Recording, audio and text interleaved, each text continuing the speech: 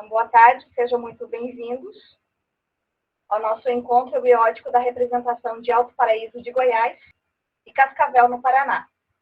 Esse encontro conjunto da participação de membros, representantes, convidados, colaboradores, sejam todos muito bem-vindos hoje, no dia 5 de dezembro. Os avisos legais, a lei do karma. O tema desse encontro biótico é a lei do karma, uma das 3 leis fundamentais que regem o universo, junto com a lei da evolução e da reencarnação.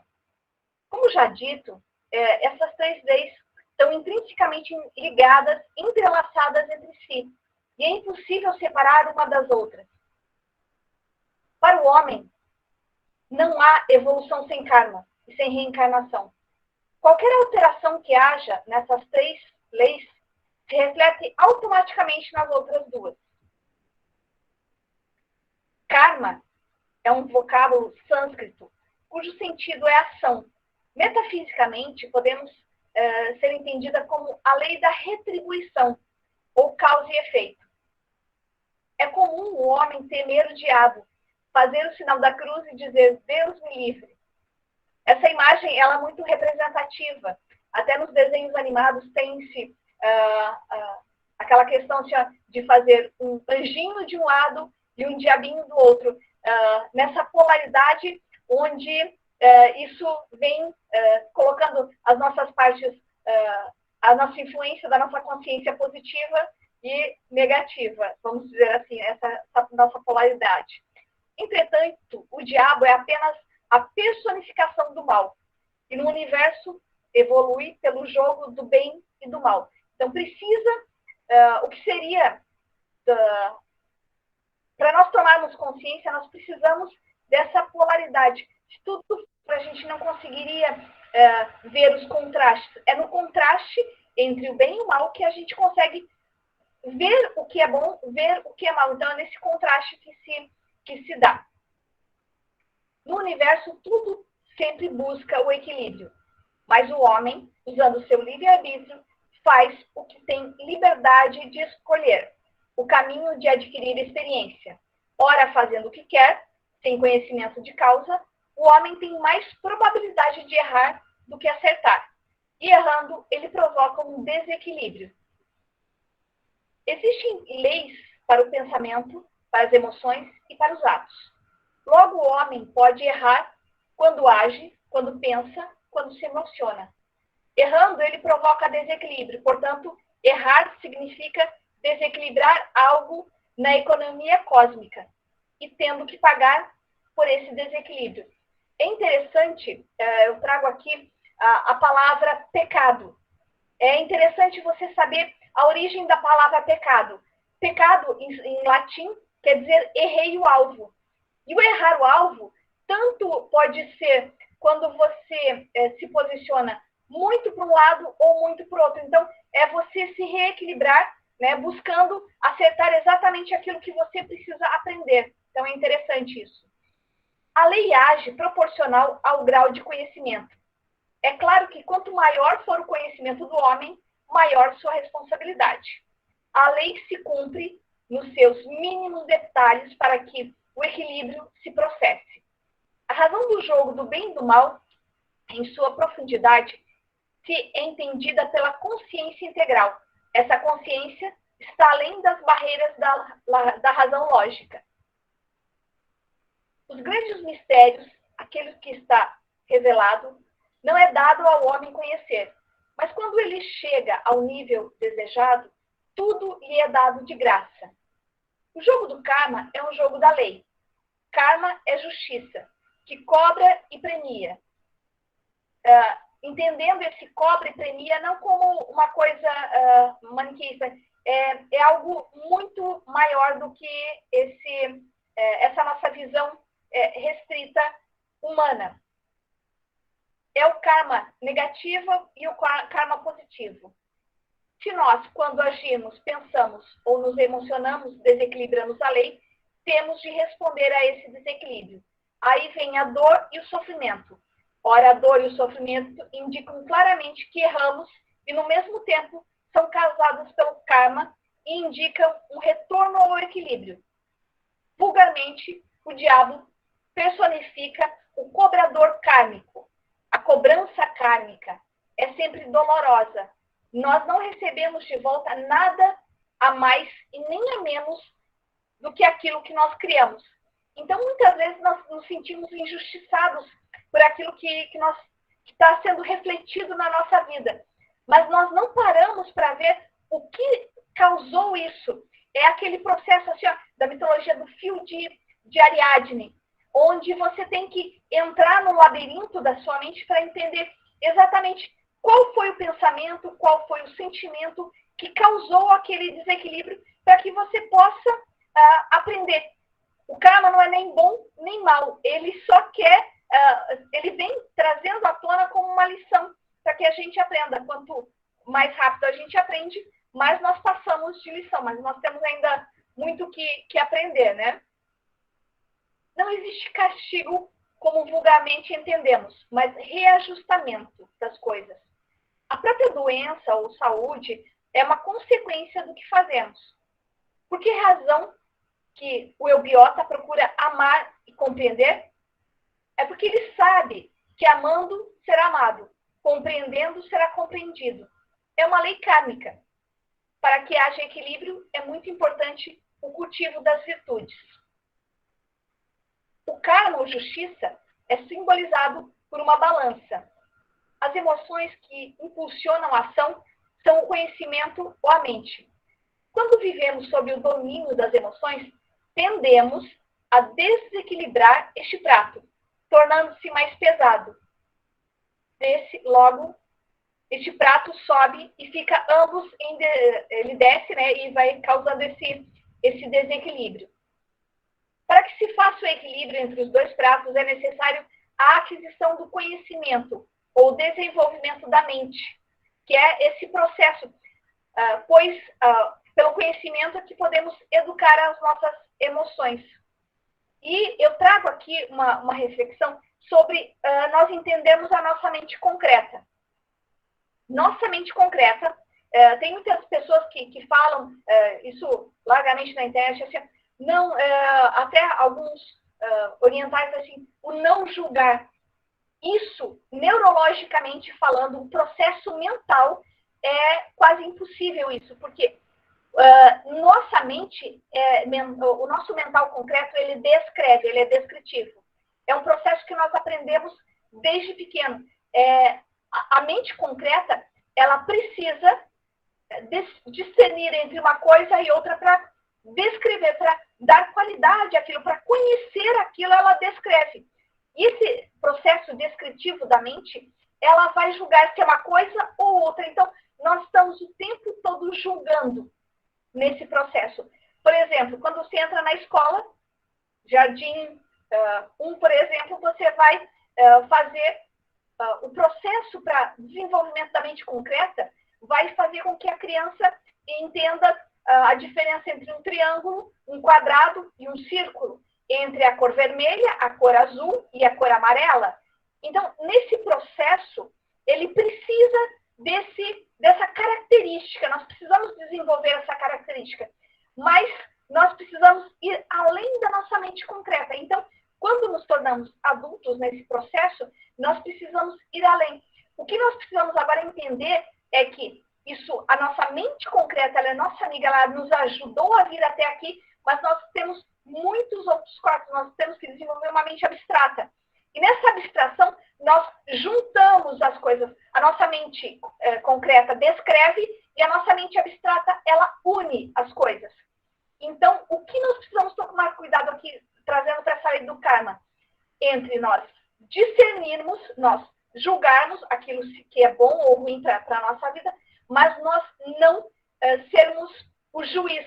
Porque o juiz são leis kármicas de hierarquias superiores, que nós vamos falar mais adiante, onde esses seres que têm uma visão muito mais ampla do todo podem fazer esse discernimento. Quando nós começamos a julgar e nos condenar, e quando a gente se condena muitas vezes, o nosso inconsciente fica tão doloroso que nós vamos e colocamos tudo para o inconsciente e automaticamente nós começamos a discriminar e a julgar o nosso próximo. Então, quando a gente está julgando demais, quando a gente acha que todo mundo está errado e só nós que estamos certos, tem que sempre prestar atenção, porque tem algum desequilíbrio aí. Então, para a gente prestar, entender esse nosso mecanismo, o que nossa mente concreta faz, o objetivo de nós chegarmos à nossa mente abstrata, para que a gente consiga nos reequilibrar nesse processo. Agora, o karma não deve ser encarado dogmaticamente como olho por olho, dente por dente. Se damos a alguém 21 chibatadas, isso não significa que vamos receber 21 chibatadas. Nesse processo, essa questão, nós vamos provocar com essas 21, vamos supor, né, nesse exemplo, de darmos 21 chibatadas em alguém, nós vamos causar nesse ser uma intensidade X de dor. Portanto, nós iremos passar por uma dor de intensidade X. E essa dor poderá ser causada por uma doença, por um desgosto moral, em qualquer que a gente consiga suportar. Então, é o motivo pelo qual não precisamos das chibatadas, mas nós vamos receber aquilo para nos reequilibrar. Além disso, o homem é julgado mais pela sua intenção do que pela sua ação. O importante é o que o moveu, o que levou àquela ação. Por exemplo, matar alguém é um crime. Mas é importante sabermos se o crime foi voluntário ou involuntário. Além do mais, que tipo de punição vai depender do grau de consciência do criminoso. Aqui a gente começa a entender o quanto isso é complexo, quantos... é uma hierarquia superior que verifica esse processo, porque nós não temos condições com no nosso processo evolutivo de vermos tantos fatores que estão interligados num simples ato, num simples pensamento, ou numa simples emoção humana. E ainda vamos pensar assim, que tudo isso está interligado. Então, um influencia o outro. E são diversos fatores que são levados em consideração para a lei do karma. Dizer que a humanidade evolui pela dor é dizer meia verdade, pois a dor é apenas um retorno ao equilíbrio. O retorno ao equilíbrio através da dor não é um processo evolutivo, mas sim um processo educativo. A evolução só se faz através do conhecimento, quando a mente se coloca ao lado do coração. Só simplesmente a gente sofrer e achar que nós estamos pagando karma por sofrimento não é dessa maneira. Nós temos que entender o que causou esse sofrimento. Então, por isso essa máxima de colocar a mente ao lado do coração. Isso é, se conseguirmos equilibrar entre o emocional e o mental, fazendo com que possamos equilibrar as nossas emoções através do conhecimento das causas, para que entendamos os efeitos. Se não houvesse um sistema de reajuste kármico, a humanidade se destruiria, com certeza. Há seres chamados Asur-lípicas, senhores do karma, que são os reguladores kármicos para que possamos suportar o retorno ao equilíbrio, isso é, suportar o karma que provocamos. São eles que, através da sua sabedoria, fazem um escalonamento da forma educativa, de modo que a dor do retorno ao equilíbrio seja suportável. E, portanto, o karma não é um mecanismo frio e insensível. Não adianta esse processo, assim, se a pessoa causou um X de dor, não adianta colocar a mesma questão de volta para ela. Eu tenho que ver exatamente o que suporta. É interessante a gente fazer uma analogia como se tivéssemos o mundo. Meu nono sempre falava assim, que o mundo é uma escola. E vamos fazer uma analogia com uma escola. Não adianta eu colocar para uma criança de primeiro ano ou de maternal, vai ser formas diferentes de eu explicar. Uma criança de terceiro ano, eu não posso dar o mesmo nível de exigência para esse ser que eu exigiria de um adulto que está numa faculdade. Eu preciso ver qual é o nível que ela consegue compreender. Por exemplo, uma criança que está na primeira série. Qual é o objetivo? Ela precisa chegar do ponto A ao ponto B. A lei kármica, ela quer que essa lição seja entendida. Por exemplo, no primeiro ano, há uma alfabetização, então ela precisa passar por esse processo de alfabetização, de conhecimento matemático, de conhecimento de geografia, de história, como uma base para que ela consiga ir adiante. E ela tem um certo nível de consciência, de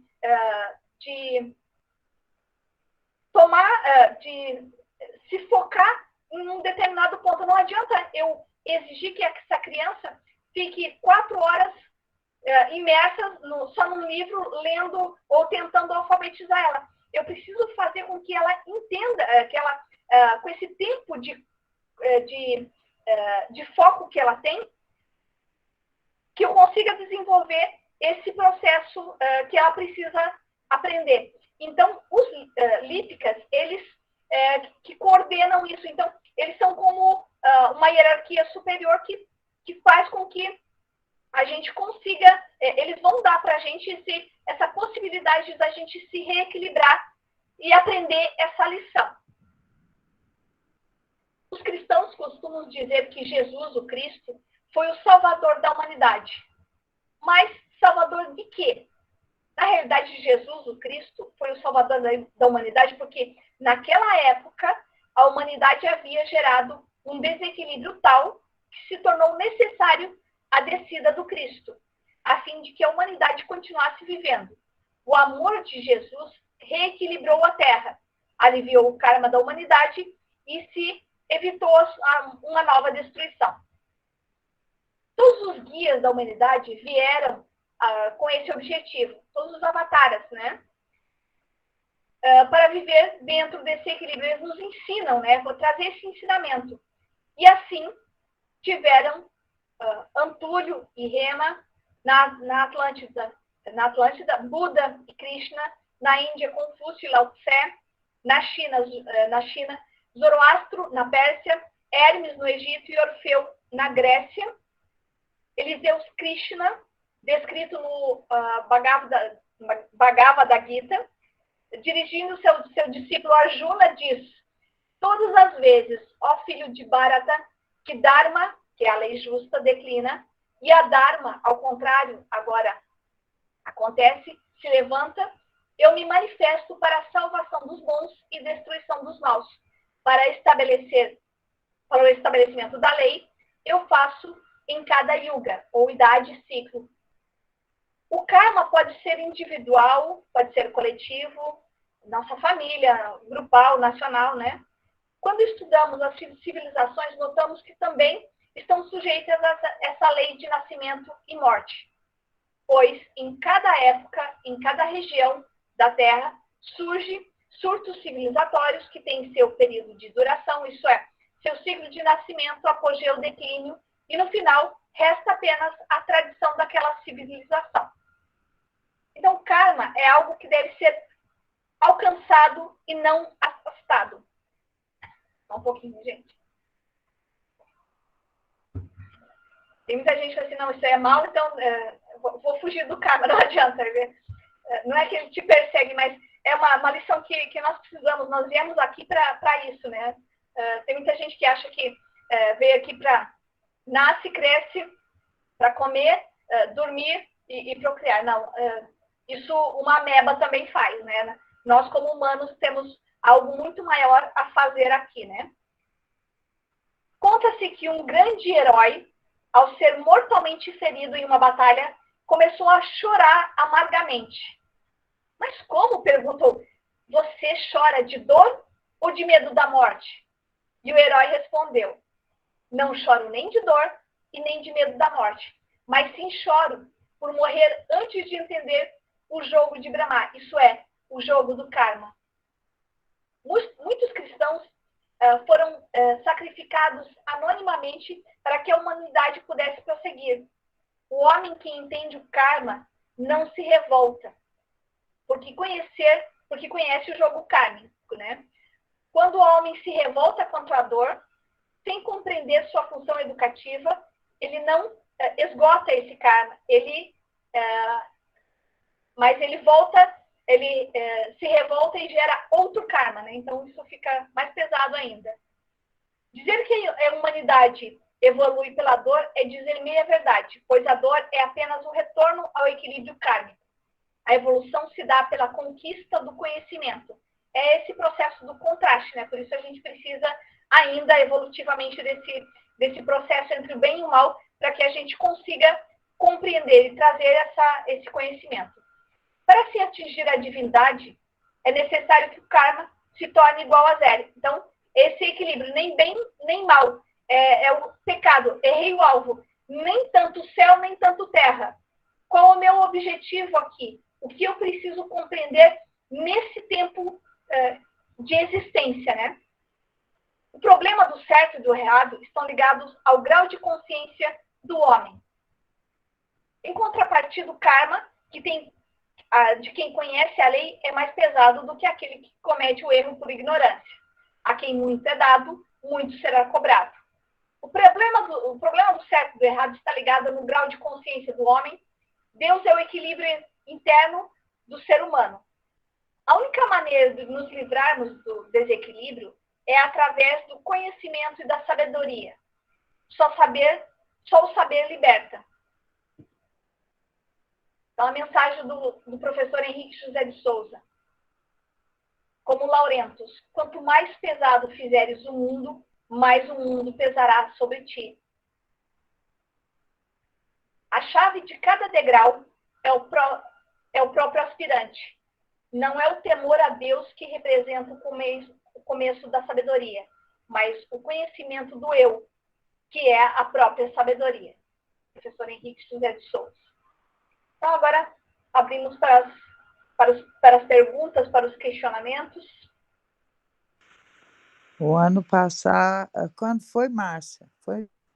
Meu trabalho foi sobre o carro, no passado, peregrino para o Manu. E é isso mesmo, só confirmando, eu entendi bem essa parte. Tem, assim, plena consciência do que você fala. Estamos ouvindo sim, Bubi, só que está cortando. Acho que sua internet está dando problema aí em Alto Paraíso, como você falou. Tá sim, amiga, então eu vou ficar quieta. Não fale. É importante, mesmo picado. Só explica, você falou que você está no grau Manu, só complementa devagar que a gente vai conseguir entender. Quando eu estava no peregrino, a passagem do Manu foi sobre o karma, o meu trabalho. Certo, então quando você estava no grau peregrino, o seu trabalho foi sobre o karma. E que você conseguiu entender sobre isso, né? Porque nosso entendimento, assim, é diário, né? A gente conversando com o senhor do karma todos os dias. Não, assim, mas eu tive um bom entendimento, porque, assim, quando eu fiz o trabalho, eu estudei a fundo mesmo, sabe? E agora veio a confirmação sua, né? De tudo isso mesmo, é assim mesmo. Concordo plenamente. Enfim, a gente não é a primeira vez que... Boa tarde, Gustavo, tudo bem? Gustavo,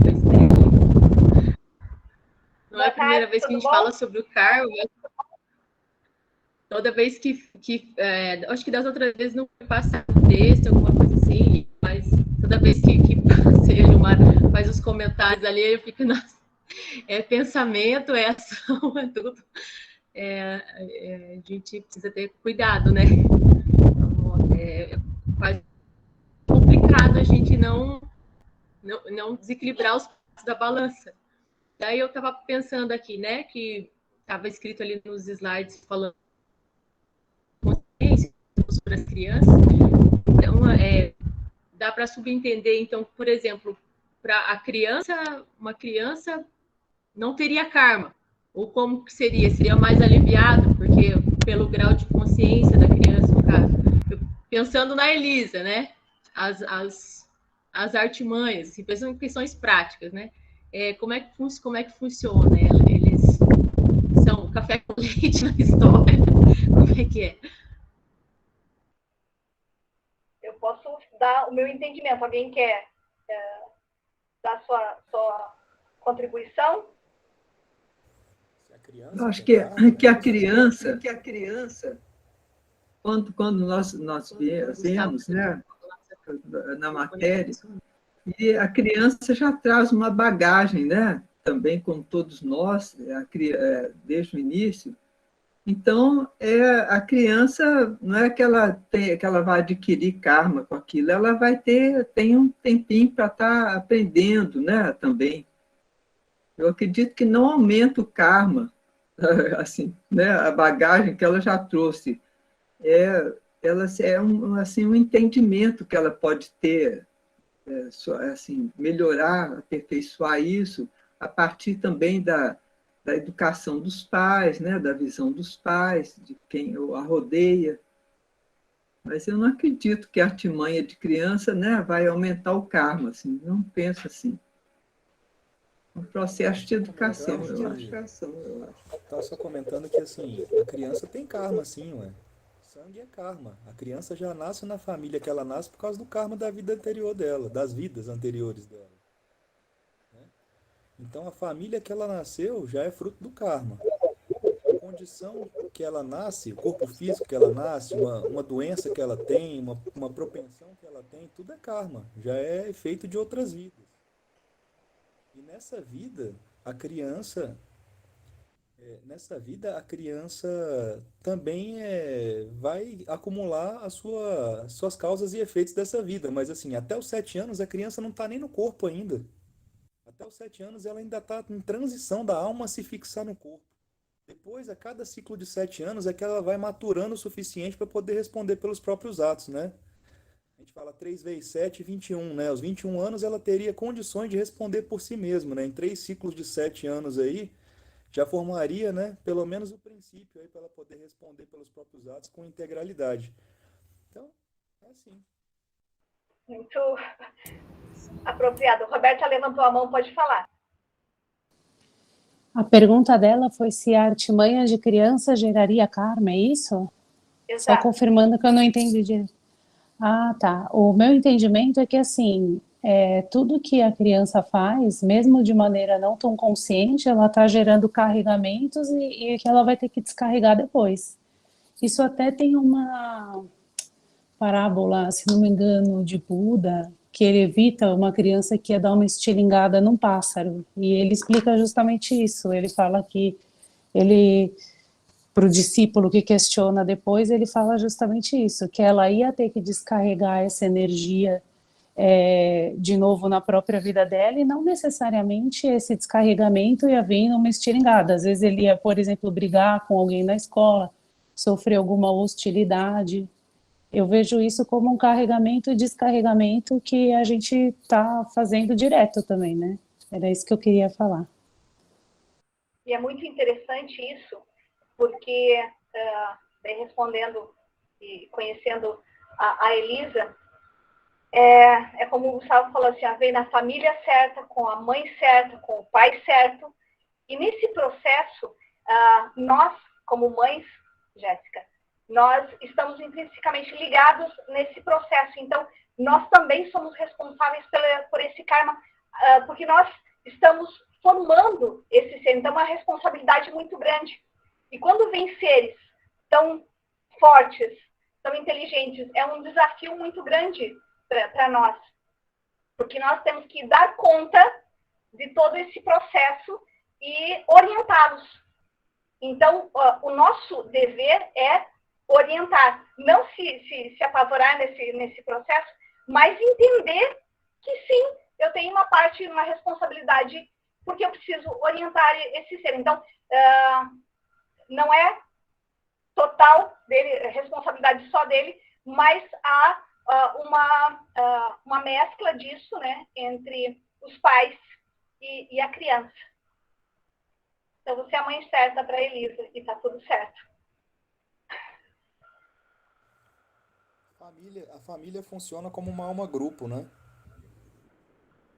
A família se desenvolve junto, tem um karma entrelaçado por causa do sangue. Uhum. Você vê que às vezes um membro da família redime os outros. Um membro da família adoece para queimar o karma de um monte de gente que estava pesando na família, que estava precisando para aquela família toda não perder. Às vezes um membro assume aquele karma, né? E ele segura aquela dívida da família toda. Então, assim, família tem uma dinâmica muito particular, porque é alma grupo. Por isso que a gente chama família JHS, por isso que a gente fala que essas coisas, quando a gente se vincula a famílias espirituais, a gente começa a funcionar junto, o karma começa a funcionar junto. Assim como a nação tem um karma, né? A gente tem o Brasil tem um karma, né? Cada lugar tem um karma, né? Às vezes, por exemplo, você estava passeando lá nos Estados Unidos quando aconteceu o 11 de setembro. Aquele povo tinha um karma para ser executado naquele dia. Às vezes não era nem você que estava, você estava só no lugar errado naquele dia, de repente, mas o karma coletivo estava agindo lá, entendeu? Então, acontece essas coisas também. Tem vários tipos, né? Processos kármicos acontecendo, individual, coletivo, né? E o familiar é um bom exemplo do coletivo. E é muito interessante a gente entender esse processo sem essa visão maniqueísta. E a gente expandir isso. Por isso que eu acho muito interessante esse nosso processo de aprendizagem.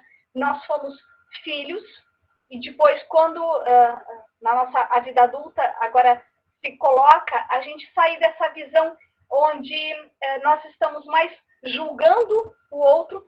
É bem interessante a gente olhar para nós mesmos, nesse autoconhecimento, ver se nós estamos mais para fora do que para dentro. Se eu estou mais interessado em ver os defeitos do meu irmão, né?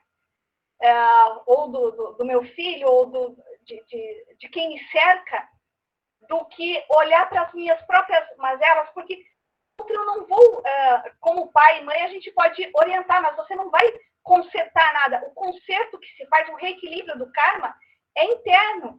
Então, nesse processo que antes eu tinha falado sobre a nossa mente concreta, se nós estamos mais em mente concreta, nós estamos colocando essa visão mais maniqueísta entre separando as coisas que são boas e mais.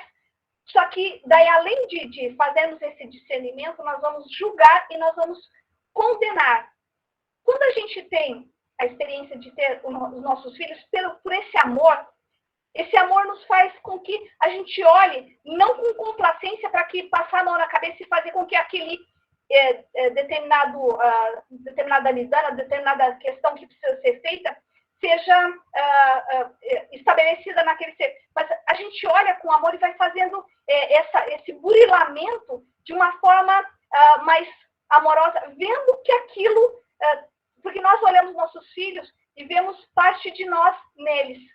E olha só que interessante, se nós pudéssemos fazer isso para toda a humanidade, olhar para todos nós, no outro, aquilo que me incomoda, e ver se, nossa, onde eu guardo isso em mim? E fazer esse burilamento e esse aperfeiçoamento, sendo esse processo também de suporte para que a humanidade se reequilibre. Isso a gente aprende na obra também, né?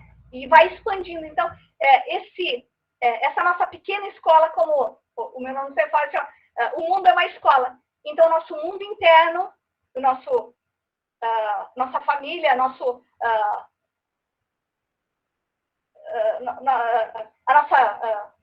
comunidade, e assim vai se expandindo, né? Então, nesse nosso pequeno mundo, expande para o grande mundo. Então, é algo assim a se pensar sobre esse processo. Como é que eu estou olhando? Se eu estou olhando mais para fora do que para dentro. Stella levantou a mão, pode falar. Oi, gente, boa tarde. Eu trabalho com crianças, né? E isso que você falou, Gilmara, é muito interessante ver na prática, né? Eu trabalho com uma educação diferente, assim, chama aprendizagem livre, aprendizagem natural, tanto faz o nome, né? E a gente percebe muito claramente, por exemplo, no espaço que a gente está, que tem um campo super sutil, quando chega algum adulto que não está se trabalhando, que não está olhando para, né, o que está acontecendo dentro dele, isso interfere diretamente no processo das crianças. Então, vira e mexe acontece, assim, as crianças estão super harmônicas, brincando, e aí chega algum adulto e, sei lá, fica com medo que uma criança vai cair ou que uma criança vai se machucar. Quando ele pisa no espaço, alguma coisa acontece. As crianças começam a brigar entre elas, a criança cai, e aí a gente olha para esse adulto e fala, então, cuida, do que está acontecendo dentro de você, porque isso reflete diretamente no campo, principalmente com as crianças, né? Elas refletem muito automaticamente. E eu acho que isso tem tudo a ver com o karma, né? Porque muitas vezes a criança está ali, sei lá, escalando um brinquedo super segura, super confiante, e aí chega um adulto com uma energia de medo, com um olhar de desconfiança, direciona para a criança e ela cai, né? Então, quem gerou essa queda foi esse adulto, né? Então, nesse caso, eu vejo muito que assim, quando a gente está falando de família, também é um karma coletivo, né? As crianças puxam muito as questões mal resolvidas dos pais, das mães. Então, esse olhar para dentro é realmente muito importante, né? Quando a gente está falando dessa relação e do karma, entre aspas, infantil, né? Muito bem colocada. A maioria das pessoas não tem a menor ideia e não percebem essa questão energética.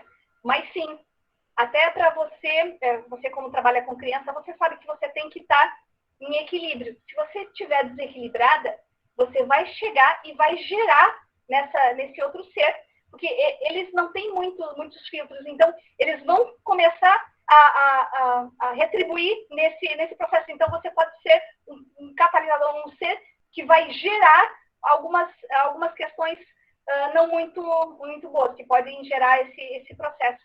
Então, sempre a gente cuidar sobre como está a nossa energia, principalmente quando a gente chega perto vai ter a responsabilidade de cuidar de criança. Mas uma outra coisa assim, que dá para a gente perceber muito rapidamente em questão de animais também, né? Os animais são muito instintivos. Então, se a pessoa chega perto de um cachorro, por exemplo, e ela tem medo desse cachorro, esse cachorro vai reagir a esse medo. E é algo assim, ó, que ele vai... e é algo fisiológico, ele vai sentir o cheiro do medo. Não é algo... a nossa energia, ela vai gerar em nós odores que o cachorro vai perceber e vai reagir quanto a isso. E a criança está muito ainda instintiva nesse processo. Então, tem que... eu acho que na educação do futuro tem que se pensar muito sobre as pessoas que vão educar essa criança, porque ela precisa estar num nível mais equilibrado e entendendo esses processos energéticos de evolução e com uma percepção muito grande de si mesmo, para que não gere isso nas outras pessoas, nesses seres, né, que são tão sensíveis a isso. Mas muitas pessoas também são sensíveis a isso. Por mais que já sejam adultos, eles continuam ainda, conseguiram guardar isso, porque a nossa sociedade é tão cruel, às vezes, que para poder se defender, muitos adultos se endureceram, se encapsularam tanto para se proteger, que não conseguem entrar em contato com esse serzinho que existe dentro de nós. Pode falar, Estela. Sim, e só complementando, Gilmara, uma dica prática, assim, para quem tem criança ou convive com criança, né? Para fazer esse processo que você está falando, tem uma coisa que se chama espelhamento, que é um conceito psicológico também, né? Que foi trazido por Lacan e outros seres, né? E que é basicamente você olhar, porque principalmente as crianças, né? Porque aquela criança está manifestando, e aí você pode julgar como birra, você pode falar você pode entrar em vários julgamentos. Olha para aquilo que está te incomodando, né? E se pergunta onde aquilo está em você. Então, se você está vendo uma criança com raiva, uma criança esperneando, se jogando no chão, tipo, tudo bem, tem coisas que fazem parte dos processos internos daquele ser. Mas se aquilo está te incomodando, né, e você é um adulto que cuida dessa criança, é importante que você vire essa chavinha de entender que pode ser você gerando aquilo, e que a criança só está espelhando. E é muito lindo, muito mágico ver na prática, porque quando você se responsabiliza e fala, nossa, essa raiva na verdade está em mim, eu que não estou elaborando, quando você cura isso em você, a criança para de espelhar imediatamente. E aí ela consegue viver, né, na essência dela, assim, naquele momento. Então, esse questionamento, assim, é uma chavinha, assim, né? Quando a criança está se jogando e você percebe que você essa criança está pedindo socorro, você tem que olhar para ela com muito amor. Veja que, e olha só que responsabilidade isso, né? A gente está lidando com esses seres tão sensíveis e às vezes você está provocando, então, como mães, muitas mães fazem esse processo assim, de espelhamento, de colocar e projetar isso nos filhos, né? Então, o karma que eu não resolvo em mim, eu projeto no meu filho que dê conta disso, então fica muito pesado, e muitos adultos carregam esse processo, então é bem complexo isso, porque daí não há uma dissociação do que é seu, do que você trouxe como bagagem, às vezes pesa isso, né? Então, sempre olhar com muito amor esses pedidos de socorro. A Márcia levantou a mão, pode falar, Márcia. A Mauri vai falar. Boa tarde a todos. Estão ouvindo? Boa tarde, Amaury. Boa tarde, pode falar, Mauri. Eu queria apresentar uma outra leitura, uma leitura que eu faço a respeito disso. Obviamente que seria mais interessante estar com o texto na mão, porque eu vi nesse texto vários parágrafos e pontos que eu tenho uma divergência. Por exemplo, se associa karma com bem e mal, tem o diabo, aí fala também de erro, e eu entendo que karma não tem nada a ver com isso. Karma é simplesmente uma lei, considerando o próprio texto, né, que entre o Dharma e o Adharma, ela é causa e efeito de ações, seja ela a nível do pensamento, dos sentimentos ou das atitudes, né, concretas, objetivas no mundo físico. E se traz isso para coisas do dia a dia, cotidiana, e isso, para mim, não é karma. Karma é uma lei superior que está no nível de compreensão, não compreensão do humano imediato. Então, se atribui sempre muito karma a erro, a pecado, a bem e mal, e eu não penso por aí. Eu entendo que entre o Dharma e o Adharma, ou seja, está de acordo com a lei ou fora da lei, essa ação vai gerar um efeito, e esse efeito serve somente para tomada de aprendizado e de responsabilidade. Ela tem essa função somente de trazer para nós, seres humanos, nos tornarmos cada vez mais responsáveis à medida que tomamos conhecimento do resultado dos nossos atos. E os nossos atos têm resultados muitas vezes inesperados. A gente não tem condição de avaliar isso minimamente. Então, eu vi situações aí que estão sendo colocadas que têm a ver com vibração, com energia, com posição, mas não necessariamente com karma. A gente não tem, eu penso, condição de avaliar isso no nível tão profundo. Aí vira um pouco supersticioso, né? Eu não faço, ou faço porque vai gerar karma, e eu acho que não faz muito sentido, porque isso gera uma limitação. A gente tem que agir de acordo com a nossa compreensão e entendimento do momento, e, através dos efeitos, utilizar nossa inteligência, nossa percepção, nosso bom senso para tirar as lições e ir aperfeiçoando. Para não ficar numa coisa muito, eu diria assim, supersticiosa, né?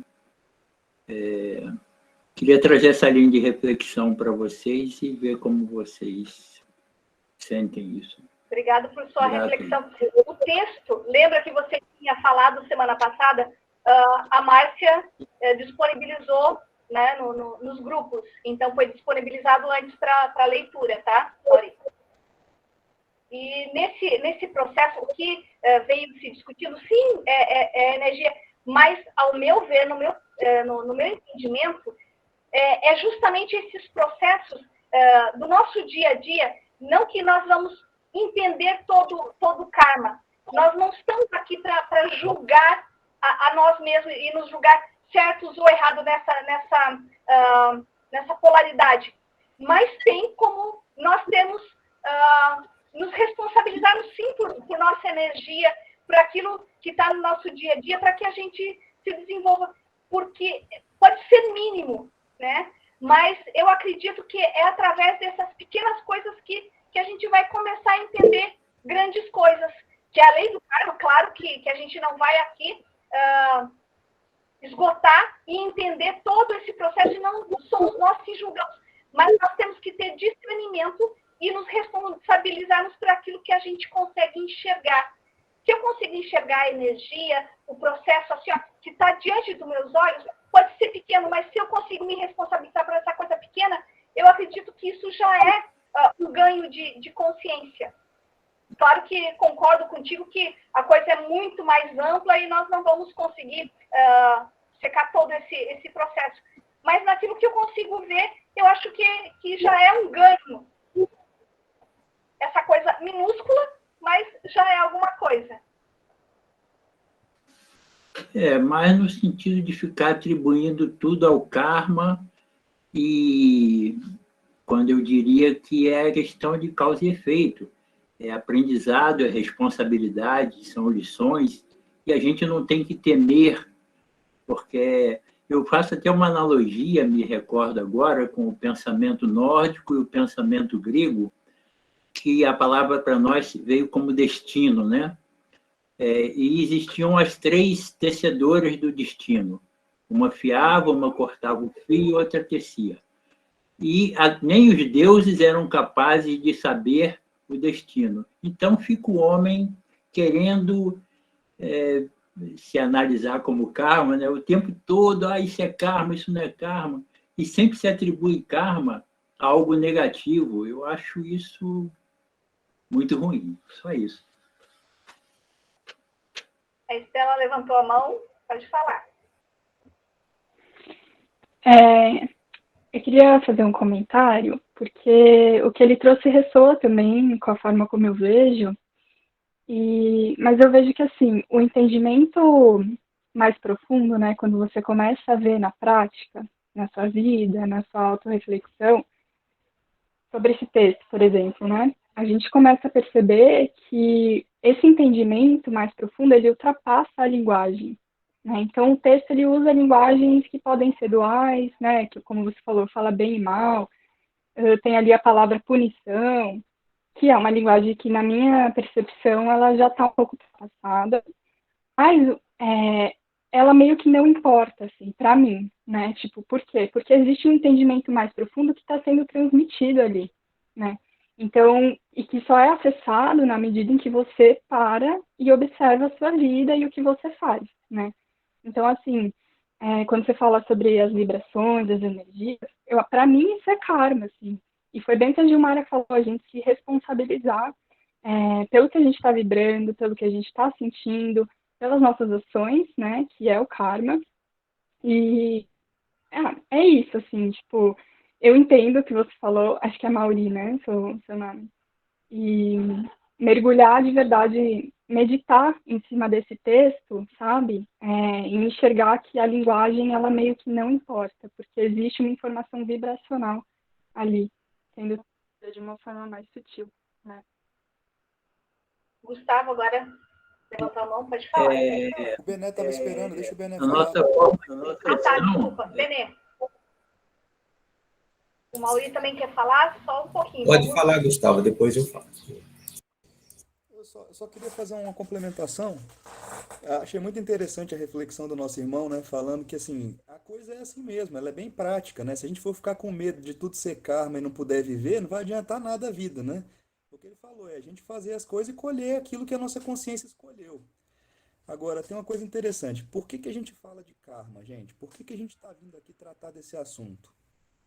Porque a gente acredita que existe um princípio criador do universo. Pode ser um ser, pode ser uma consciência, pode ser Deus, você chama do jeito que você quiser. E esse princípio é o princípio ordenador das coisas. Sem a lei do karma, sem uma lei que regulasse as ações e as reações, não existiria justiça. pessoa não teria como ter a noção exata do retorno das suas próprias ações, do retorno dos seus próprios atos. Então, assim, o karma, ele é a principal lei que trabalha essa questão da pessoa ter consciência do que ela gera. E é o maior princípio de justiça. Uma outra coisa interessante é que o professor Henrique ele falou assim que a Sociedade Brasileira de Obiose não teria obrigação nenhuma de auxiliar ou de tratar com pessoas que não acreditassem na reencarnação e no karma. Por que vocês acham que o professor falou isso? Naquela época. Que naquela época ele falava assim, se a alma não acredita nem nos dois princípios mais básicos das leis universais, que são a reencarnação e o karma, ela está totalmente fora do processo de busca desse tipo de conhecimento, desse tipo de esclarecimento que a gente está tratando aqui. Então ele mesmo falou, se não acredita em reencarnação e karma, esses a gente não tem compromisso, a gente não tem responsabilidade de tentar levar essa verdade até eles. Então, veja como deve ser importante compreender pelo menos essas duas coisas e ter isso como uma certeza dentro da gente. Benê, pode falar. Ok, obrigado. Bem, eu penso que esse tema ele é maravilhoso e nesse momento ele vem numa hora bem oportuna, né, onde nós, como humanidade, estamos assim, como se saindo da casca, né? Seria a sementinha que está tentando nascer. Então, é natural que a gente não tenha ainda condição de ter atingir isso com uma abrangência como gostaríamos de ter, não é? Primeiro, precisava lembrar que, primeiro que não tem nenhuma divergência aqui no que a gente está conversando, né? O que tem aqui são sensibilidades e percepções, mas o que vale aqui não existe uma discussão, né, em torno da consciência e da evolução. Nosso processo é um processo de aprendizado, de compartilhamento de impressões daquilo que cada um vai experienciando, né? Aqueles que estão na Sociedade Brasileira de Obiose, que estão na escola iniciática, tem alguns elementos que podem ajudar a gente a refletir sobre vários aspectos da lei da evolução, da lei do karma, da lei das leis cíclicas, ou das 7 leis do universo, e assim por diante. O importante é ver que a lei do karma, no caso hoje, já estamos vendo especificamente, ela é uma coisa que ela é derivada, então, ela é derivada de um processo que a gente chama de skandhas e nidanas, de tendências positivas e negativas acumuladas ao decorrer de um período de existência, ou de muitos períodos de existência. Esses acúmulos de experiências, aquelas que são que a gente superou, elas se tornam as tendências positivas. Aquilo que a gente não superou, seja numa existência anterior, ou seja, naquilo que a gente está vivenciando, tanto individual como coletivamente, aquilo que a gente não vai superando, vai se tornando, então, tendência negativa. E isso se torna karma depois de um determinado momento, depois de um determinado período. O que a gente está confundindo um pouquinho, talvez, seja o efeito das nossas ações, no caso a Jéssica fez a pergunta, né, sobre as crianças e tal. Isso que ocorre são efeitos, então a gente nasce, todas as crianças nascem com tendências como todo ser humano. Essas tendências, elas estão ligadas como o Gustavo falou, com o nosso karma familiar, onde a gente tinha a ver, tínhamos que nascer no local certo, na hora certa, vamos chamar assim. E ali tem chance de a gente tanto despertar o karma, as tendências, vamos chamar assim, e essas tendências se tornar de escândalos, de nidanas passar para escândalo, ou seja, de negativo a positivo. E aí entra o papel das pessoas que estão no entorno ajudar. Se elas têm consciência, elas têm um pouquinho mais capacidade de ajudar essas pessoas, essas criaturas, e crescendo com despertando já suas tendências positivas e superando as tendências negativas. Então, não é o karma que a gente estava discutindo ali. E o erro, ele é consequência a palavra erro, eu também já não uso muito essa palavra, nem erro, nem pagar, né? Não existe essa coisa de pagar karma. Nós estamos agora no novo ciclo. No novo ciclo, nós, principalmente aqueles que estão comprometidos com a família JHS, nós temos que, agora, não podemos mais deixar resíduos, assim, resíduos, ou seja, criar karma. Nós temos agora que fazer a sublimação. A sublimação vem da adquisição de um novo patamar de consciência, onde a gente não vê mais as coisas como certo ou errado, mas sim como consequências, né? E à medida que essa consciência vai se estabelecendo, gradualmente, tem que lembrar que é gradualmente, tanto individual como coletivamente. Então, nós vamos se tornando seres, assim, um pouco mais fortes, ou seja, um pouco mais serenos, um pouco mais coerente e paciencioso conosco mesmo, em primeiro lugar, e com os outros. Então, era isso que eu gostaria de botar como reflexão. Tem mais coisas que poderíamos conversar, mas até o momento seria isso, só para que a gente tenha certeza que o karma... outra coisa, então, já que antes de concluir esse pedacinho de observação, é que não precisamos ter medo do karma. O karma é uma coisa, pode dizer assim, é uma coisa boa, porque o karma não é bom e não é ruim, ele é uma ferramenta, ele é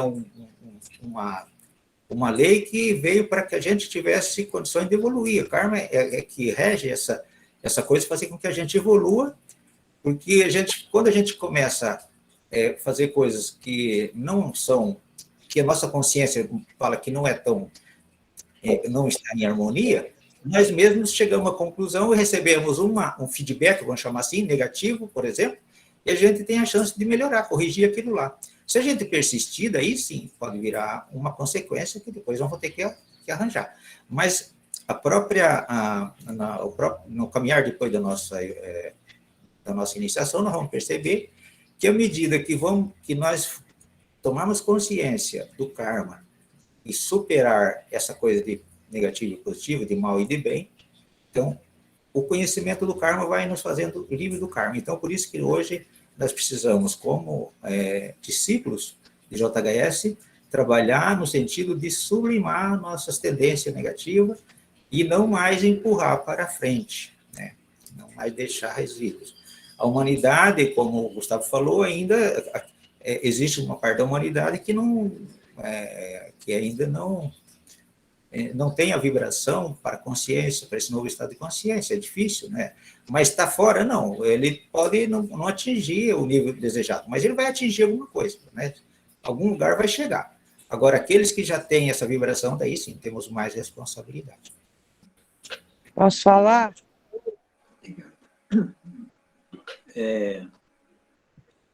Estão me ouvindo? Oi? Sim, Bumi. A Márcia vai falar, daí depois é você. Tranquilo? Pode ser? Eu chamaria da lei, da causa e efeito. Tá certo, Beni? A lei da causa e efeito? Justamente, Bumi, bem lembrado. Karma, ele pode ser conhecido também como lei de causa e efeito. Então, às vezes a gente confunde o efeito com o karma, né? O karma, estamos já colhendo o resultado, o que a gente está fazendo.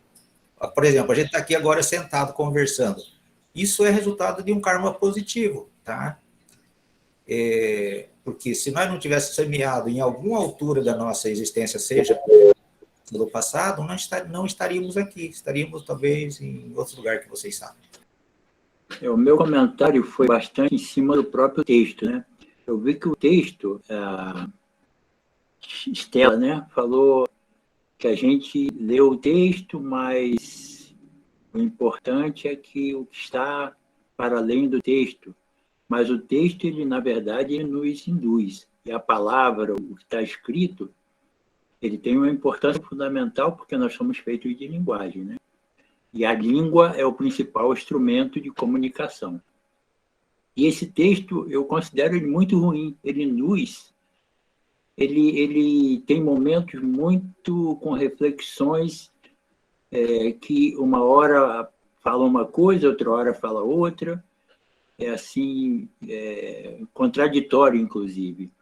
E aí eu vi lá embaixo no texto que ele é baseado muito numa palestra oral. E isso é o seguinte, uma coisa oral, quando transmitida, escrito, sem o cuidado de fazer a transferência do oral para o escrito, fica uma coisa um pouco complexa, né? Pode ser por causa disso. Então, foi inicialmente em cima disso para reforçar a palavra responsabilidade. Para mim, a função do karma é cada vez mais trazer responsabilidade e dizer que a gente não sabe exatamente o que é causa e o que é efeito. Por exemplo, eu estar aqui hoje, participando desse encontro com vocês e não pertencendo à eubiose, isso é causa ou é efeito? Eu estar falando o que eu estou falando, isso é causa ou é efeito? Seria muito simplificado dizer, isso é efeito ou isso é causa. A gente não sabe. E essa preocupação, acho que a gente não tem que ter. A lei, se ela existe, né, da evolução do karma e da reencarnação, a gente não tem que estar com essa preocupação, mas com o próprio aprendizado, com a própria responsabilidade. Eu tenho, assim, poderia dar vários exemplos no meu processo de trabalho com as pessoas, né? Em que uma situação se apresenta e, aparentemente, ela seria causadora de uma série de efeitos, e que depois a pessoa, mesmo fazendo uma reflexão, ela associa com uma causa anterior. E, naturalmente, aquela situação vai causar alguns efeitos. Então, causa e efeito estão interligados no próprio ato ou na ação. Inclusive, eu vi no texto ali que uma das traduções que o texto apresenta para karma é em sânscrito e podemos traduzir como ação. Está uma frase assim simples com ponto parágrafo. Então, considerando a ação, a importância é a própria ação e colher esse efeito, que nem sempre está sobre o seu domínio, sobre o seu controle, mas tirar desse efeito, desse resultado, né, aprendizado, e se tornar cada vez mais responsável pelos teus atos. Nesse sentido, né? A divergência no texto que você viu é porque quem escreveu o texto está aí do seu lado, é a Márcia, o Beni mexeu, e eu fiz algumas alterações também para a apresentação. Então, e eu tentei tirar um pouco dessa questão maniqueísta de bem e mal, porque até na fala do Beni, até me instigou uma dúvida que eu tenho. Quando eu penso em skandhas e nidanas, e a parte que eu trago assim, da minha base cristã também, onde eu aprendi que pecado seria errar o alvo. Se eu estou mirando tanto para cima, eu também estou me dissociando do meu Dharma, do que eu realmente vim fazer aqui. Então, nem tanto céu, nem tanto terra. E esse processo, muitas vezes, me deixa confusa nesse processo. Por quê? Porque eu estou, vamos fazer a analogia da escola, né? Então, eu estou numa determinada etapa. Não adianta eu mirar tanto num conhecimento lá da faculdade se eu estou ainda no ensino fundamental. Então, esse processo, às vezes, causa muitas reflexões quando eu trago disso. Então, eu fiz algumas modificações para tirar essa visão maniqueísta. Mas, ainda assim, eu te digo assim que eu não tenho total discernimento para esgotar esse tema do karma e trazer, né, nesse texto que eu fiz algumas modificações, mas para definir exatamente o que seria e o que não seria. E talvez você tenha percebido isso justamente por essas dúvidas que se tem a esse respeito. Deixa eu só colocar mais uma questão, gente. O que acontece com uma pessoa que não acredita na lei do karma? O que geralmente acontece?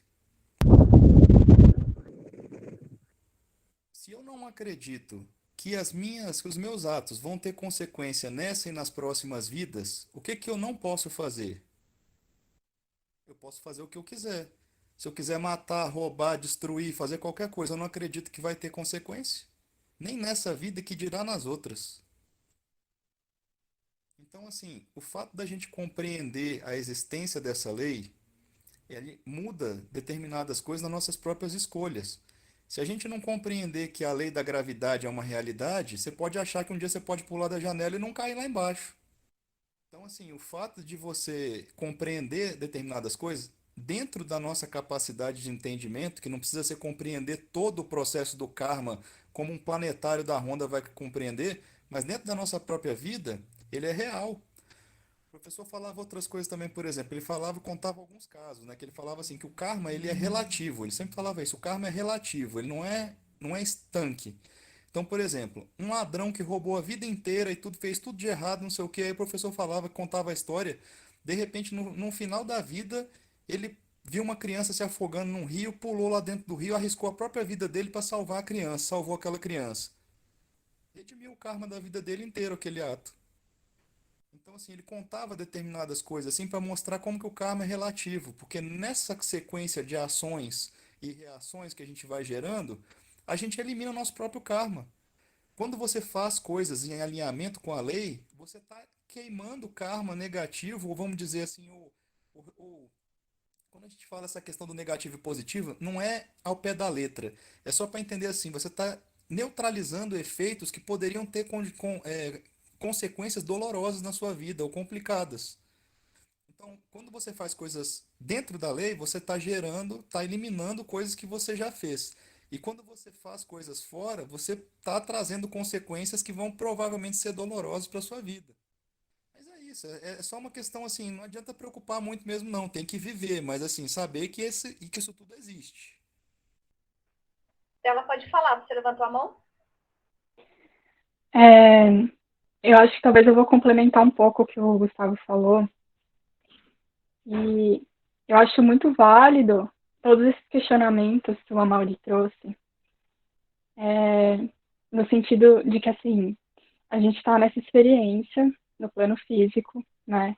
Vocês estão conseguindo ouvir? Porque meu microfone está meio esquisito. Sim, estamos conseguindo, sim. Tá. Então, nesse sentido, assim, a gente está nessa experiência aqui no plano físico, com essa bênção de conseguir olhar de uma forma pausada para as nossas experiências e para as nossas tendências, né? Como a Gilmar começou falando no começo, da mente concreta, essa mente linear, né? Passado, presente, futuro. Então, esse é um grande presente que a gente tem de conseguir sublimar as nossas tendências negativas e positivas. A gente conseguir olhar pausadamente, por quê? Porque no astral isso não existe, né? A gente não tem como fazer isso estando no astral.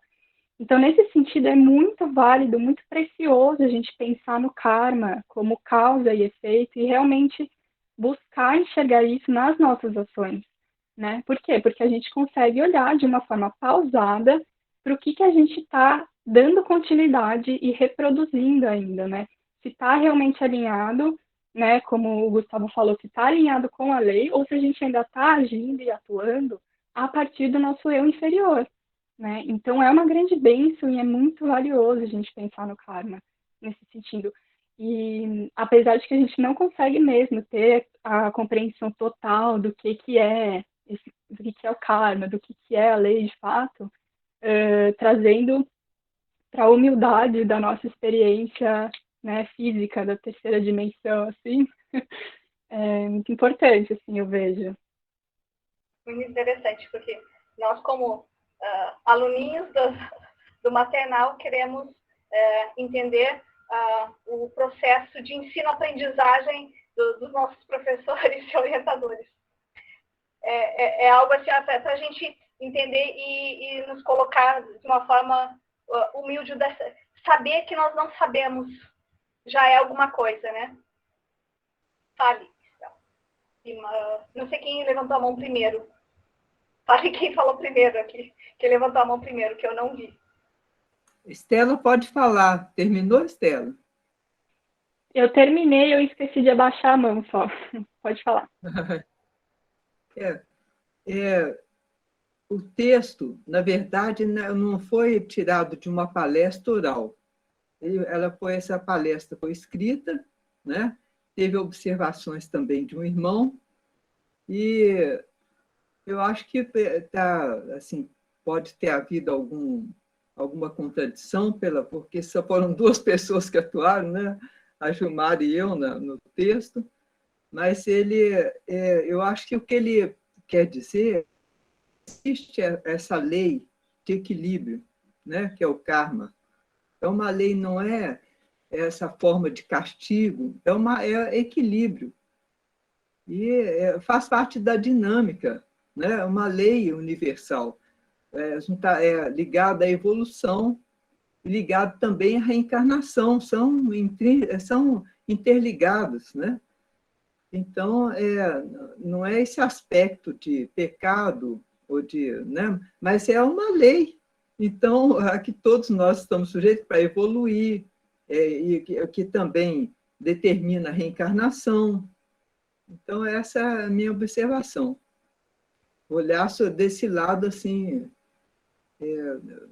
mais amplo, né? Assim, macrocosmo, microcosmo, que nossas ações repercutem, né? Em tudo, nossos pensamentos, tanto no individual, principalmente, aí se fala assim na questão da consciência, né? Do nível de consciência, e também no coletivo, e por aí vai, né? Familiar, mas é principalmente partindo de nós, da nossa nível de consciência, né?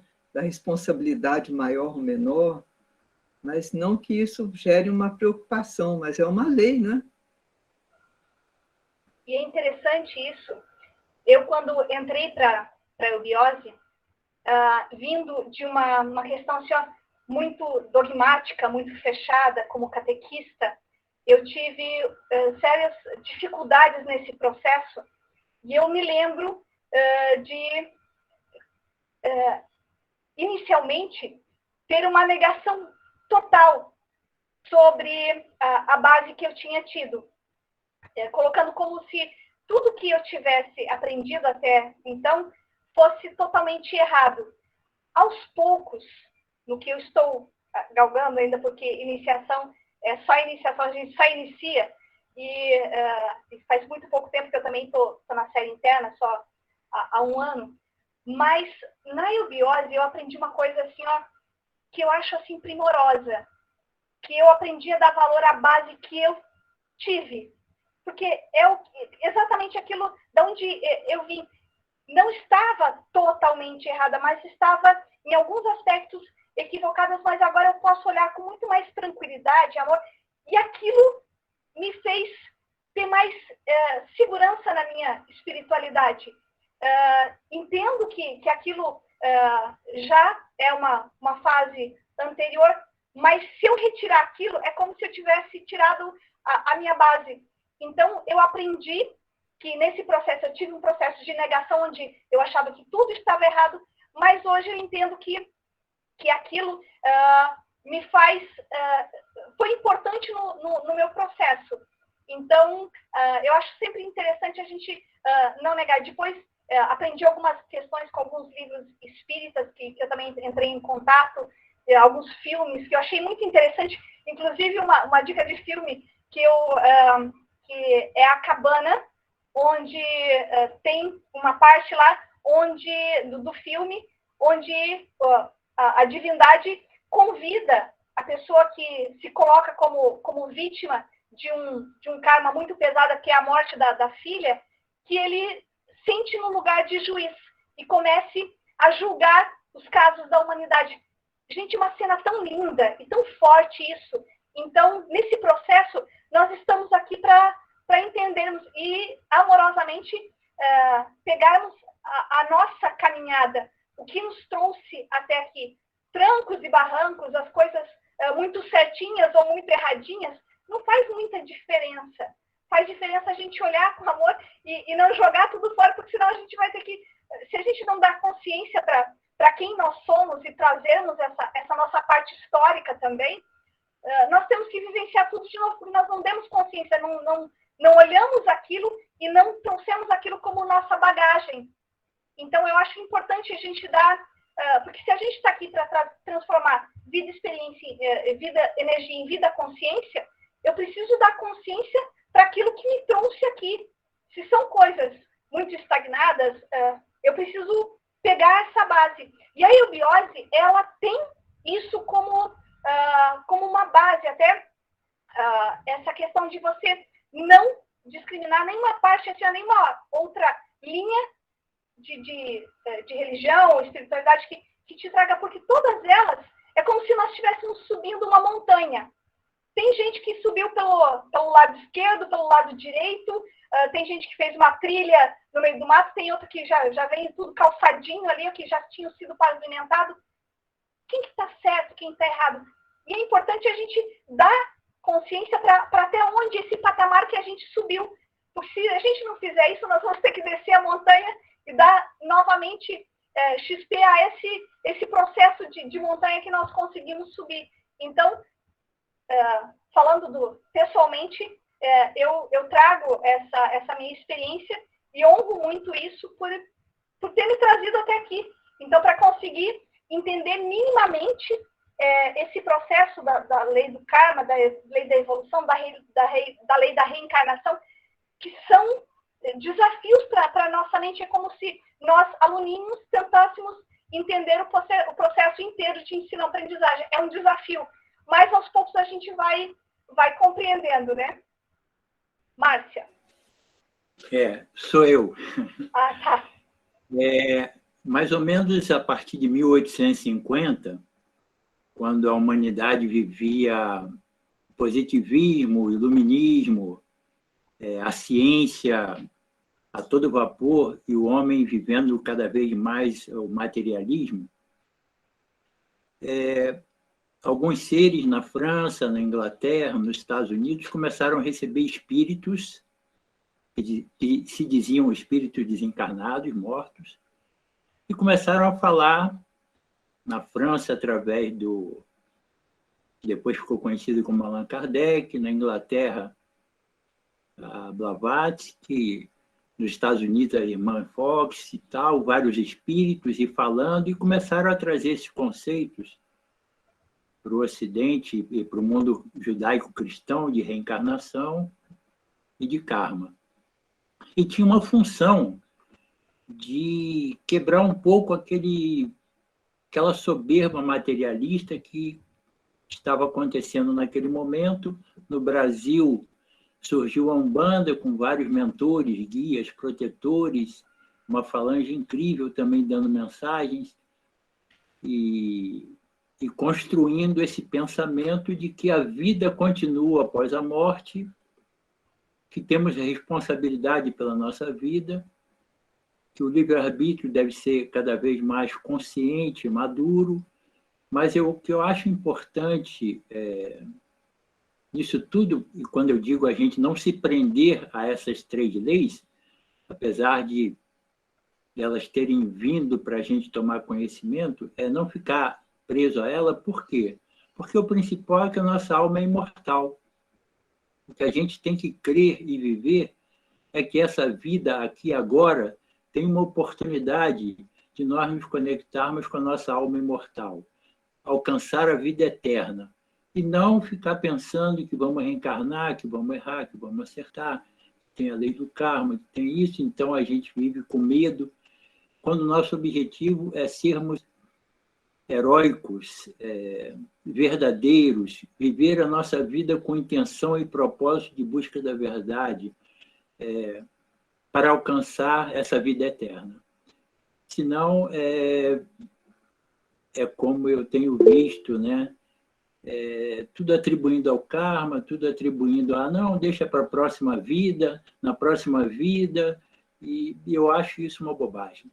Se temos vida eterna e podemos alcançar isso, se a nossa alma é imortal e podemos fazer dessa vida com qualidade, com vontade, com determinação e com essa intenção de fazer o melhor, eu acho que isso já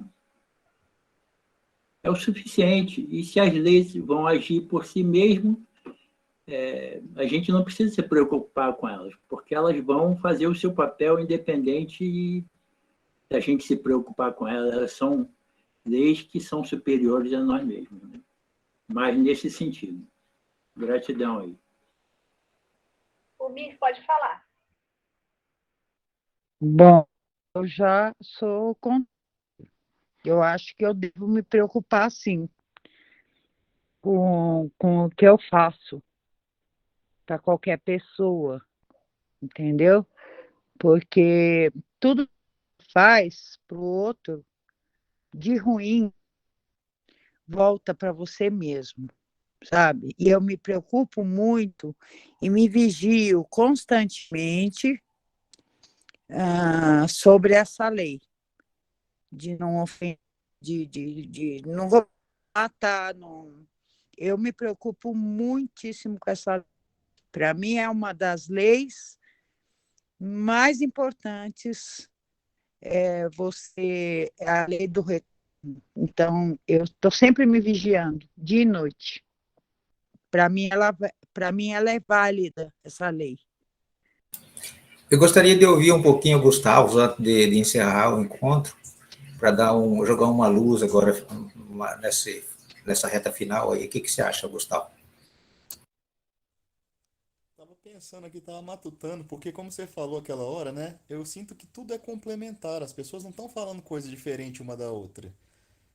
Nós estamos vendo de ângulos diferentes a mesma coisa. Mas para fechar aqui uma ideia, né? O que eu acho que é importante ainda sobre essa história de karma, né? Existe uma possibilidade real da gente neutralizar determinadas ações geradas. Isso que eu acho que é importante entender, tá? Então a gente mesmo gerou causas, né, e coisas que vão se acumular, que a gente pode neutralizá-las. E isso é importante entender. Importante entender que a gente pode fazer ações no sentido de corrigir determinadas coisas. Por exemplo, a gente não pode mais escravizar as pessoas, entendeu? Isso é uma coisa que já está fora do nosso ciclo aqui, por exemplo. Então, você não pode obrigar ninguém a fazer nada que a pessoa não quer e tudo mais. Então, essas coisas que estão fora desse ciclo, que às vezes já foram possíveis em outros ciclos passados, entendeu? Que a lei permitia, né? A gente vai gerando determinadas cargas, determinados efeitos para a nossa vida e entender que algumas ações no sentido contrário podem balancear de novo essa equação é muito interessante. Então, assim, eu estou preocupado em viver só em não fazer mal para o outro, para não gerar karma? Não. Eu estou preocupado em fazer o máximo bem que eu possa para que até aquele que eu já gerei possa ser anulado.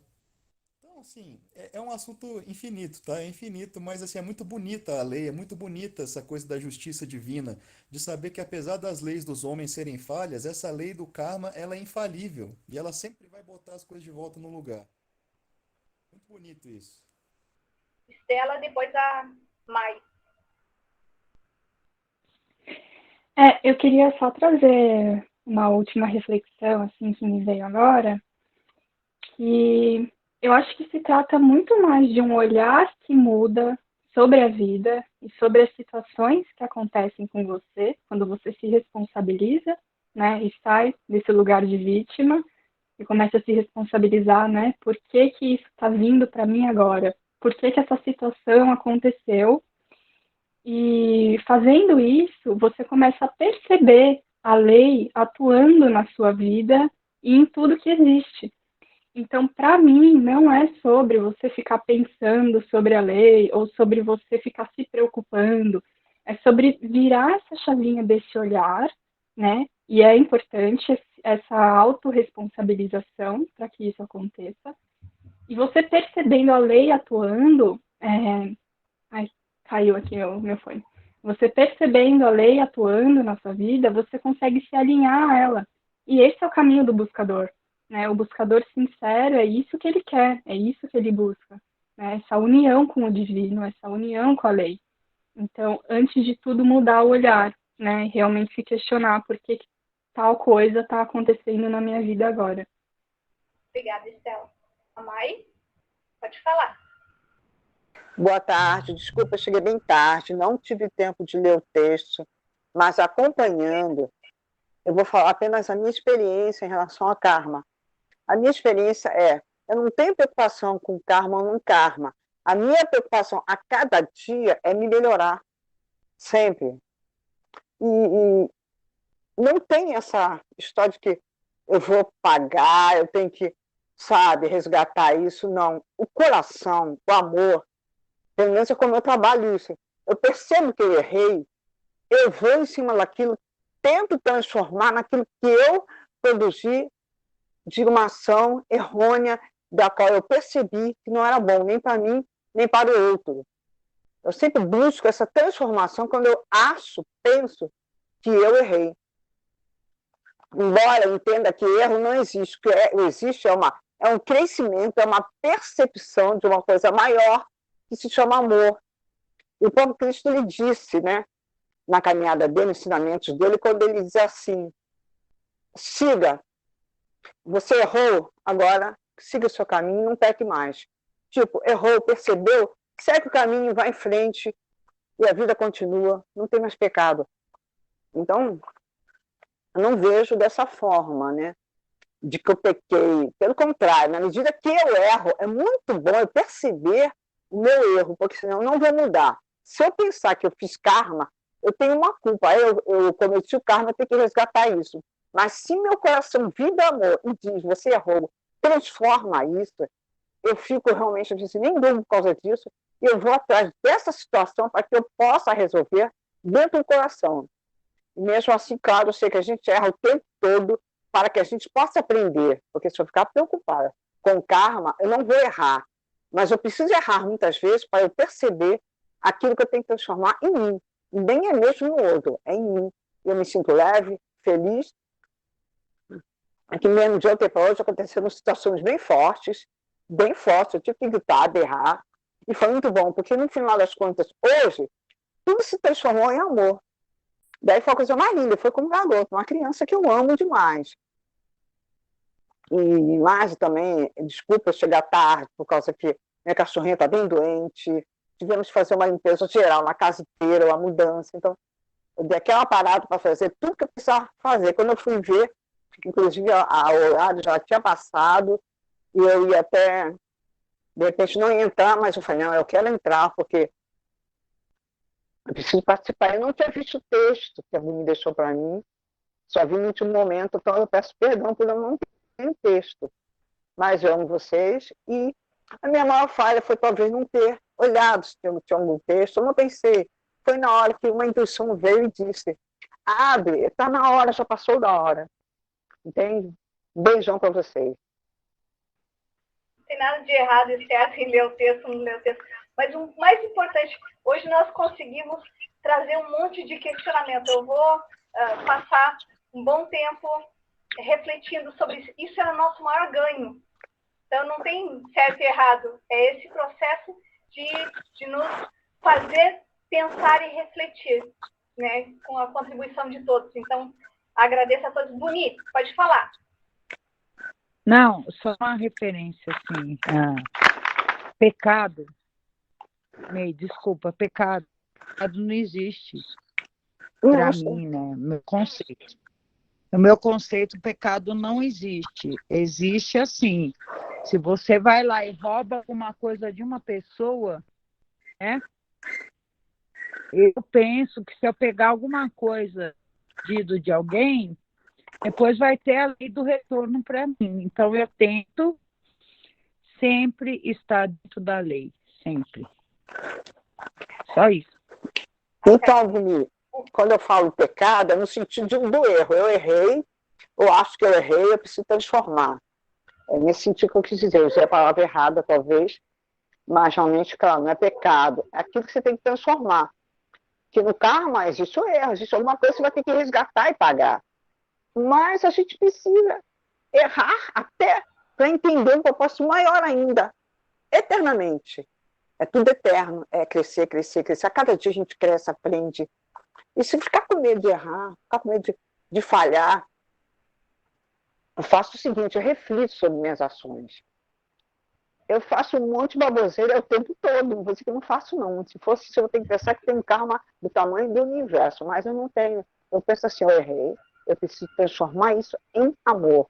Eu preciso, em primeiro lugar, me auto-perdoar pelo meu erro e transformar aquilo em uma ação qualquer que eu acredito que possa ser transformada. Ou diretamente com aquela pessoa, ou indiretamente com uma situação na qual eu transformo aquilo e me sinto bem comigo mesmo. É o meu estado de felicidade interna que faz com que eu siga. Eu posso até errar, mas se aquilo me trouxer felicidade, eu não vou nem perceber que errei. Então, é mais ou menos um estado de consciência, de caminhar. Não existe pecado, claro, desculpa a palavra. Existe caminhar. Senão a gente não estaria aqui, nessa dimensão, passou pelas experiências para que possamos aprender e seguir em frente. É isso, quer dizer, não é minha verdade, pelo amor de Deus, é apenas uma coisa que eu coloco da minha experiência. A verdade, eu não estou aqui nem para, Deus me livre, desfazer, e estou amando estar com vocês.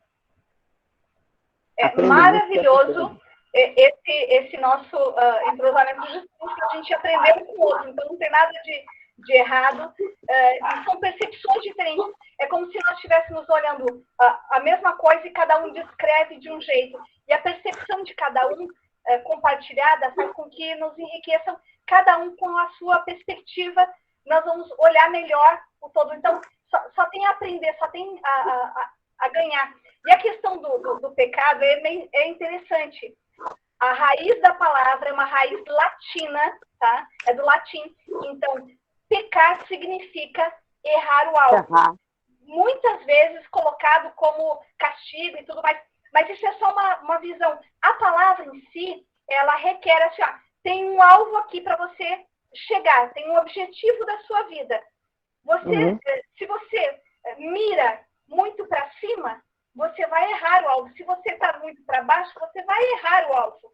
Então, todos os dias a gente está errando esse alvo, tentando acertar. E se a gente se responsabiliza e faz o nosso melhor, e a gente se alegra com isso, esse alegrar, esse ânimo que nos dá, quer dizer que a gente está inundada de Deus. Então, nós estamos tentando fazer o nosso melhor. Então, está tudo certo. Então, sem medo, sem neura, vamos tentando fazer o nosso melhor a cada dia. E refletindo sobre cada um das questões que foram trazidas aqui, cada um que trouxe a sua contribuição, isso foi muito enriquecedor. Então, obrigada a todos. Eu acho que esse encontro foi muito proveitoso. Eu colocaria agora para a Gilmar e para a Márcia, se já poderíamos encerrar, o que vocês acham? Fazer uma conclusão final aí, as despedidas. Abre as câmeras. Abrir as câmeras, só alegria. Também tenho muito que agradecer, vieram muitas questões para reflexão, e isso é que é importante, né? A gente refletir, ter um sentido crítico, né? Sobre o que a gente lê, o que a gente interpreta, e eu agradeço muito, né? A presença de todos. Eu quero dizer aos meus queridos irmãos que agora eu estou no grau Yama. Meus parabéns! Muito bom! Parabéns, Mi! Muito bom. Obrigado, pessoal. Abraço para todo mundo, então, também, viu? Agradeço mais uma vez. Tchau para todo mundo. Tudo de bom. Tchau, Boa semana para todos. Um abraço. Tchau. Gratidão a todos. Tchau. Gratidão, gratidão, gratidão. Tchau, gente. Gratidão. Tchau. Até mais. Tchau, até domingo que vem.